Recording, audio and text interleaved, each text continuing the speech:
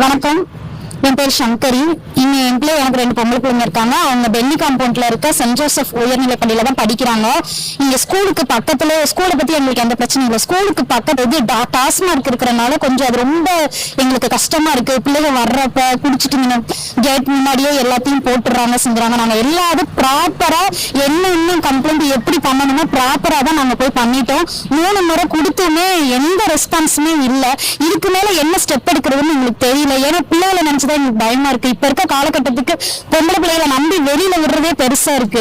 வர்றப்ப பாதி செல்ல பார்த்து கெட்டு போயிடுறாங்க, பாதி டிவியை பார்த்து கெட்டு போயிடுறாங்க, பாதி இந்த மாதிரி நடக்கிறத பார்த்து நாளைக்கு நம்மளும் இதை பண்ணலாமான்ற எண்ணம் பிள்ளைகளுக்கு வந்துருமோன்னு எங்களுக்கு பிள்ளைகளோட வாழ்க்கையினா ஒரு கேள்விக்குறியாவே இருக்கு.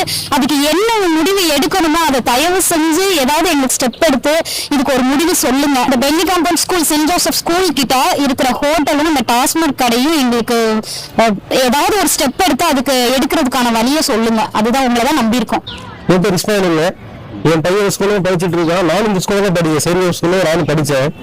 பார்த்தீங்கன்னா 90 மீட்டர் தான் ஒரு ஒயின் ஷாப் இருக்கு. நாங்கள் நிறைய முறை கலெக்டர் சார்ட்ட சிஎம் சார் வரைக்கும் இதில் பிரச்சனை கொண்டு போயிட்டோம்.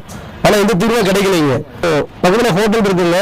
அந்த ஹோட்டலுக்கு வர்றவங்களும் சாராயம் குடிக்கிறாங்க, கார்பேஜ் குடிக்கிறாங்க, குடிச்சு போட்டு இந்த ரோட்லாம் பாட்டிலாம் போட்டு போறாங்க, வாமிட் பண்றாங்க.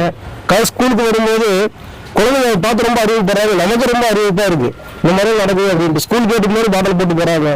ஸ்கூல் ஸ்டாஃப் வந்து கிளீன் பண்றாங்க. ரொம்ப கஷ்டமா இருக்கு. சார் வந்து கண்டிப்பா இதுக்கு நடவடிக்கை எடுத்து ஆகணும்.